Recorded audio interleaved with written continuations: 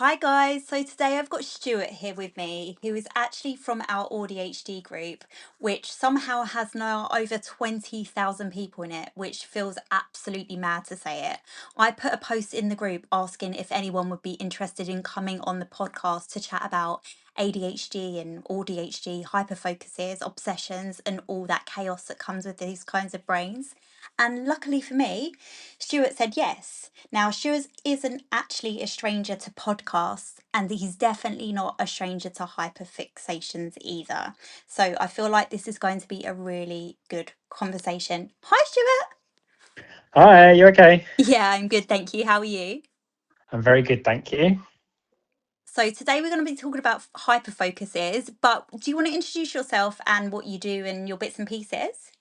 Yeah, so as you said, my name is Stuart and I live in the east of England, specifically Essex. I have lived there all my life and currently I work in the further education sector and the apprenticeship sector. And I am currently going through the diagnosis process for an ADHD assessment in around 6 weeks' time. So, yeah. Amazing. So, what is a hyperfocus to you, Stuart? For me, I think a hyperfocus is, as the name suggests, something that I intensely and really kind of hone in on for quite a significant amount of time. And then suddenly one day, I don't want anything to do with that hyperfocus anymore. I don't want to do anything relating to that or talk about it. It's done. I've finished. It's dead to me. So, for me, it comes as quickly as it goes, but it can be really intense. Intense. Do you feel like ADHD hyperfocus is completely different to neurotypical hyperfocus? Yeah, I think, with neurotypical hyperfocuses, you can kind of enjoy them a lot of the time. And sometimes with hyperfocuses, the enjoyment soon wears off, but you're still such a fixation with it that Yeah. it doesn't matter whether you're enjoying it or not. You're still down the rabbit hole of Googling and finding things and learning things that you didn't even know you needed to know. So I think it soon loses its enjoyment sometimes, which is, I think, where the difference is between that and a neurotypical hyperfixation. Yeah, the rabbit hole is definitely somewhere that I am most nights at around 4:32 a.m. Like the rabbit hole is somewhere I go constantly, so I completely understand that. What sort of hyperfixations have you had, or any hyperfixations that you know people have had? Yeah, I mean, I think for me, it changes like fairly regularly as that's quite common with people with ADHD and AuDHD and hyperfixation. I feel like every month I'm having a new hyperfixation. I think, currently it's like I'm really obsessed with kind of going into the gym and Mm. fixating on kind of getting that done. And, you know, um, I went through a really big period of hyperfixation on like reselling on vintage. So I'd go into like charity shops and rebuy things and Thrifting.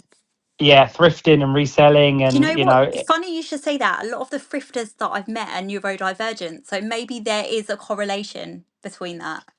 yeah, that wouldn't That would make surprise me. sense. Yeah. It would definitely make sense. So yeah, everything from kind of watching one video once on one thing. Like last month, I think it was like I watched a video on people collecting Pokemon cards, and then I wanted to go out and spend hundreds of pounds on Pokemon cards and become the next Pokemon card collector. Even though Yeah. I didn't really hugely like Pokemon, growing up, so it wasn't really a continued interest. So it's definitely varied. There's no rhyme or reason to my hyperfixations. They just appear one month, one day, and I just run with them really. When you're in that hyper focus, do you feel like you get intense pleasure from it, or is it more stressful because you are wasting so much time on this hyperfixation?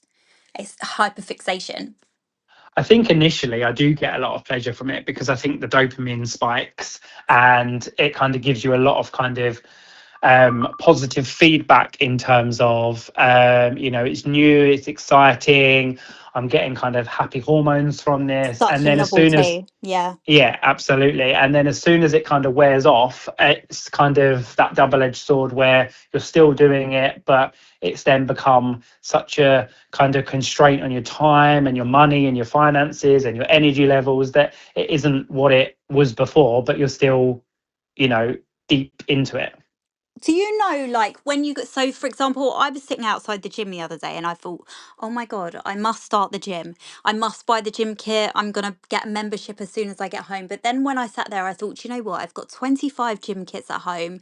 I've started it so many times and I know that I'm not going to go through with it." When you start your hyper focuses now, do you know that it's going to be a hyper focus, or do you still think, oh, this is going to be me forever now? I think I'm learning more about myself, and I Yeah. think sometimes I do realize that whatever I'm doing, whether it's like the thrifting or reselling, I think, right, that's going to be a short-term fixation for me, and then as soon as I'm done, I'm finished. And then, I have conversations with my friends to say, like, similar to you, I've joined the gym, I'm getting back Yeah. into it, and they're like, yeah, let's just see how long it lasts before you're They saying already you want to get know. back into Yeah. that. They already know before I know, but you're running on that brain chemistry of like dopamine and all those spikes that are going through your brain. And at the Yeah. time, you think it's the best thing ever, and you think, right, I finally cracked it, I finally got into a The rhythm. best intention is there, isn't it? Oh, 100%. And then it's when it crashes down, it feels a bit, the opposite effect of like, Yeah. oh, here we are again. What next? Yeah, exactly that. Have you ever, this is an interesting one, have you ever hyper focused on people or relationships? So slightly different angle, but I've got that a lot as a question. Yeah, definitely. I think I'm realizing now, and I think that's quite common. As you get older, your circle of friends gets smaller Yeah. and your circle of trust gets smaller, which is normal. However, I think I find myself, or I have previously found myself, having really quite intense friendships with people. Like, I think, again, people with ADHD or AuDHD feel things a lot deeper Yeah. than some neurotypical people. And when I have friends and when I have people I trust, or when I vibe with certain people, I do actually find myself really intensely focusing on making sure I'm messaging them, wanting to hang out with them, wanting to see them, wanting to kind of talk to other people about them, even though they don't know who they are. So I think I do find myself, or have found myself previously, becoming quite fixated on a person or a group of people because it's giving me what I need at the time. But actually, they might not be the best people for me long term, Yeah. but they're people that I've surrounded myself with because it's almost become that hyperfixation on they're giving me what I need, so I'm going to give them what they need. And that doesn't always align with your values, but Yeah. sometimes you find yourself It again fills going the down need at that. the time. Yeah. Yeah, absolutely. Does anyone find that like unusual? Like, has anyone found your hyperfixations or your intenseness strange or hard to deal with at times? I think my friends know me quite well now, my close friends. But previously, when I would come out of the blue and say, right, I've started a new Instagram page on this, or I've, started doing videos about this, or let's go and find this. And they're like, why? And I'm like, why not? And they're like, but where's this come from? Like, you've never spoken about XYZ before. So why are we suddenly spending our weekends looking for it or doing it or celebrating it? And I'm like, yeah, but why not? Let's do it. And then like 2 weeks later, they're like, oh, do you want to go and do XYZ? And I'm like, no, no, thanks. Yeah, Um, you're totally so off of it. yeah, it's totally moved on, It's not the So flavor of the month anymore. nope, absolutely. Do you ever think there can be really like positive hyperfixations? So one of my hyperfixations is my job, Hmm. which makes it really bloody hard because there isn't any boundaries. So, I'm a terrible sleeper. So when I'm awake at 4 o'clock in the morning, I will instantly switch into work mode. If I get an email from work, the ADHD will send me straight back to it to answer it. Like, I cannot wait. So, do you think that there are unhealthy and healthy fixations that you could have?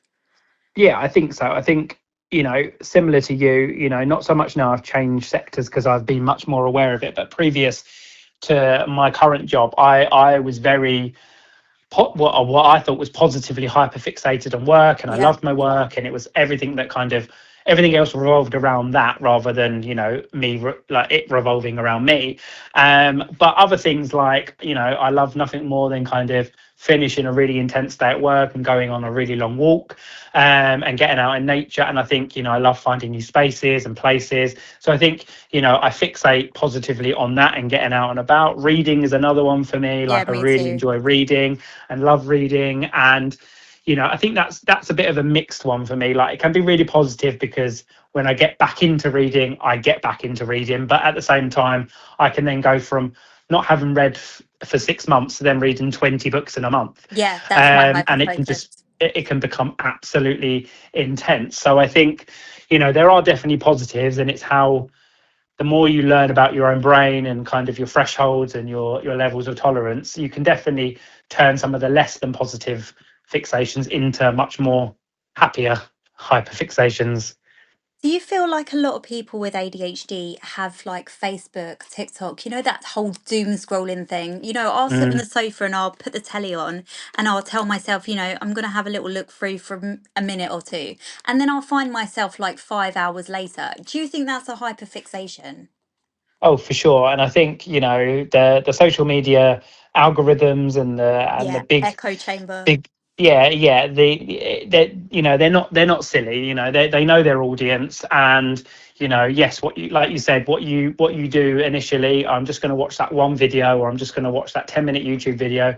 Then you think, oh, I wonder what other videos they've made. Oh, and then it leads you to another video, and then Yeah, another video.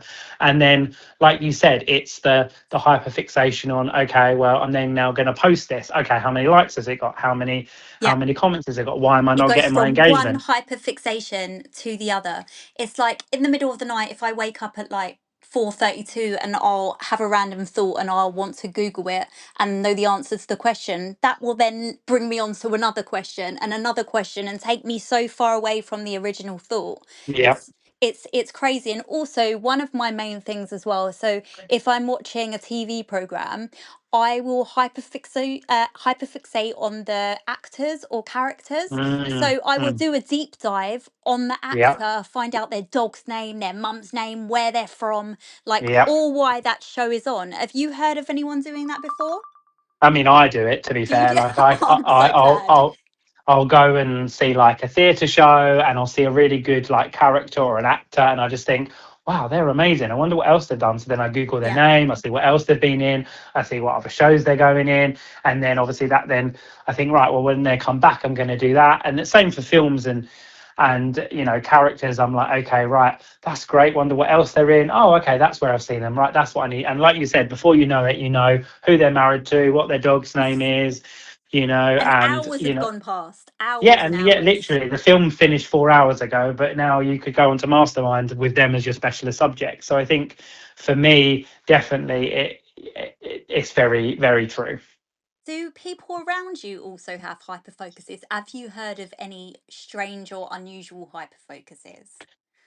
I mean, I don't really think I've necessarily come across any strange hyper focuses. I've definitely got friends that are also going through the process of being Adult diagnosed. diagnosis, Yeah, yeah. adult diagnosis, as it's very common these days. So I think now I'm seeing it more from that side. I'm definitely noticing, okay, that's more than just an interest for you. That's your hyperfixation at the moment, and we need to just go with it, and just Yeah, run with it. So I think obviously where you have friends with different interests, those hyperfixations, I suppose, would come up quite strange and unusual for you, because you're like, why are you getting so obsessed with that? But yeah, yeah. actually, they would say the same about you, about something you've never shown an interest in, but suddenly it's consuming your whole life. So I think there is that, there is that as well. Yeah. My first hyperfixation was as a child when I was about 9. I got hyperfixated with God.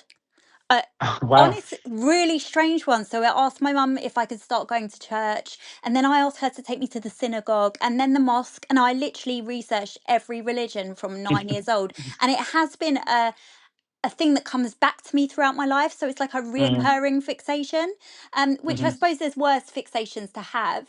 mm, It actually mm. gives me like a sense of comfort when I need it. So it is quite a good hyperfixation. But have you ever had a lifelong hyperfixation that you do kind of tend to revert back to? I suppose the more normalized one is reading. I've always enjoyed reading as a It's child. I was escapism. always, yeah, Yeah. escapism, and I always was reading a book, and my reading age was always way above my peers because I was always kind of busy reading. But Yeah. other things, I remember kind of growing up and becoming really intensely focused, I suppose, on like Noddy, like the character Noddy, Oh and I yeah. wanted everything Forgot to do about with him. noddy, and like every Christmas I'd ask just for noddy things. And even now, like if I go to like an antiques fair or I look around shop and I see something noddy related, it always makes me stop and think, wow, I want that, even though like where would I put it now and what would I do with it now? But it's But just, that is a go-to for you. yeah, it triggered something in my brain to think, I really enjoyed that as a child, so I want to fill my whole house with noddy things now. So It's really unusual. So is your favorite one at the moment like the gym? Is that your go-to at the moment? I mean, I would say it probably is. Like I've found a rhythm that works for me and a pace that works for me, and then I'm seeing that it works for me. So then I'm getting into that. It's definitely, I would say, yeah, the gym for me at the moment. And at the moment, like Instagram Reels Yeah. is a massive one for me. Like so I'm literally going to bed and I'm like scrolling through the Instagram Reels, They screenshotting the know what ones that they're I doing want to with them, don't recreate. they? Yeah, Yeah, exactly. exactly. So, those would be my probably two fixations at the moment. Do you feel like you can stop yourself falling out of love with the gym? So where you kind of embrace the fact it's a bit of a Mm, hyperfixation. What if you don't? The gym's really good for you, and it's good for your mental health. But mm. do you feel like there's a way that you can stop yourself burning out from it, so that you carry on it in a linear fashion and not such a hyperfixated fashion? Yeah, I think for me, again, like I said, I'm learning more about my brain every day. And I think when I'm in these kind of hyperfixations, I have to remember to like dial down the pressure occasionally. So like for the gym, like if I was to carry on at the momentum that I was going, it definitely would have worn off and I would have like had enough and finished it. But at the same time, knowing that I can do it and that I want to do it gives me enough motivation to still keep it there at the forefront of my mind, but without it burning myself out. I get that completely. You have to kind of pace yourself so the Mm, novelty doesn't wear off. I hmm. find a lot of women, I don't know if it's the same for men, you tell me. I find a lot of women in middle age become either hyperfixated by true crime. This is apparently statistically a really big thing, or their own neurodivergence. Have you found Yeah. that to be a thing? Yeah, I mean, I wouldn't say. I mean, I suppose the true crime thing, like I do enjoy watching A like documentary. a documentary or Easy. like a thriller series, not one that Yeah. I have to like fully invest in for months and months because Yeah. I'd lose interest, but No, I like a like a five quick part. binge.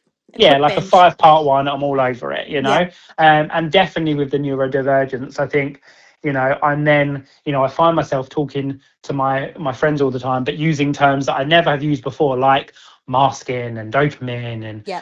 all of Executive that kind of stuff, functioning. Yeah. because I've learned, yeah, executive functioning, because I'm learning more about it. I'm doing so much more research about it. I'm then almost becoming hyper fixated on my own And neurodivergence. it's so That, validating to understand yourself finally after so many years. So I can see why it yeah. would be a really interesting hyper focus. Yeah, absolutely. It definitely opens up, things start clicking into place and you're thinking, oh, so when people said I was this, I was actually this. And Yeah, when I thought I was doing this, I was actually doing this. And, exactly. of course, you get people say to you, don't you, all the time, like, why do you feel now at like 37 you need a diagnosis? And why do you feel you need to go through it now? What's it going to give you?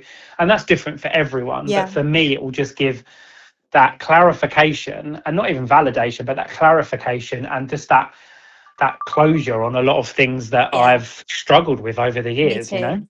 Yeah, I get that completely. What do you think? What is the unhealthy side? So, from a hyperfixation, Mm. how do you know that if it turns into an unhealthy obsession? I think for me, I know when it's become an unhealthy obsession when it affects like my financial stability. Yeah. When I'm pouring money into something that I know that I'm gonna like. I've bought, the amount of times I've bought. I must have had in the last, I don't know, 6 or 7 years. I must have had about 6 or 7 Nintendo Switches because I buy them. I become Me and hyper the focused Kindle. with like Yeah. the cozy games like Animal Crossing and Mario Kart and all of that. And then 3 months later, it's sitting there collecting dust. So I sell it and then I miss it. So then I buy another one. Yeah. So it's that loop, same with the gym, yes, it was good, but then I've now got about 15 pairs of gym shorts. No one Yeah. needs that many pairs of gym shorts.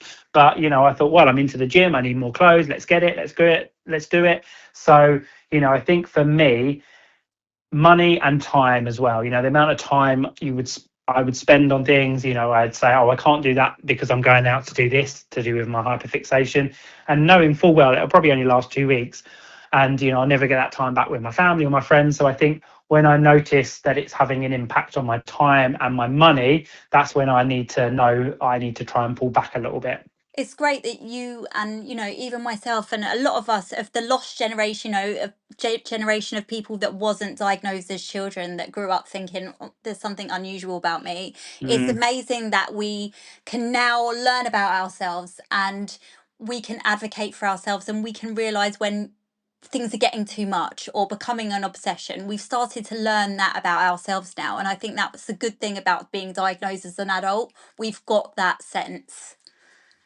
yeah, for sure. And like you said, it helps a lot of things, and in a way it does bring you peace, and it does bring you calm, Yeah. and it's great. Like, I've got my friend tonight, she's having her assessment tonight, and like, I know for her it's going to just bring her so much peace, almost, that 100%. like that for years that she's kind of been so hard on herself, but Yes. actually just to be told simply, actually, your brain is just wired a little bit differently to the neurotypical I feel a people. relief for her. Like, Yeah, honestly. Yeah. that's all it comes down to. And Yeah. that's all that I want. Whether you're neurotypical or you're neurodiverse, everyone should feel comfortable and at peace with who they are and celebrate who they are, no matter how wacky and unique that other people might feel that is. That's Or just you. quirky. And Yeah. yeah, you just need to be your most authentic self. As cheesy as that sounds, you No, just need to be that's my thing your now. most authentic self. And no one should have to feel like they have to mask, Yeah. no one should feel like they have to pretend to be someone that they're not, or do something that they don't want to do just because society says, well, that's what the typical thing is to do. This is what you go and do. Well, actually, if you don't want to do that, life's too short. Do what you want. And I think that's why so many of us, like, I don't like to say middle age, but nearing middle age people are burning out because we've spent Mm, so much time masking that quirkiness to try and be, more accepted and more normal like everyone else, that we're just burnt out from it. So it's so good that we can accept our true authentic self. And I love that. I love learning about the authentic me, because for a while I wasn't actually sure who that was, because mm, I was copying so many different people, yeah. and because I was masking around whoever I was, even my voice. So if I'm around certain people, I'll start to talk how they talk, and even my sense of music. So I've actually kind of I need to learn who I am again. Yeah, absolutely. And it's so important to know who you are, and to know who you are, as we said, authentically and honestly, and not being someone that you feel like you have to be, Yeah. because that's the dumb thing, live your best life, basically. But when you've worn that mask for so long, it's so hard to know what the authentic self is underneath it. Yeah, for sure. Yeah. But honestly, thank you so much for being here with me. Can you think of anything else that we haven't said that you want to add about hyperfixations, hyperfocuses, or anything in general? I mean, I think the main thing, like, if I was to give myself advice about it, I would just say, like, as grey as it is to have these like fixations and these hyper periods of hyper focus on some really good things, just know your limits and know when, don't ever put yourself at any kind of disadvantage, whether that's financially, Yeah. whether that's socially, emotionally, cognitively. um and just learn more about yourself. The more informed you are, the more able you are to kind of put those limits in place. It's not always easy, and it hasn't been something I've always been able to do, but now I am, and able to put those boundaries in place for myself a Yeah. lot more. I'm able Forewarned to is enjoy, forearmed. yeah, exactly. I'm able to enjoy those hyper focuses, or those periods of intense focus, a lot more than I did before, because I know how to, I'm in more Manage them. control of it, I suppose. Yeah. So Yeah. that would be my advice. Oh, amazing. Honestly, Stuart, I really, really appreciate you being with us, and thank you so much. It was lovely to talk to you. You're more than welcome. Thank you. Thank you so much.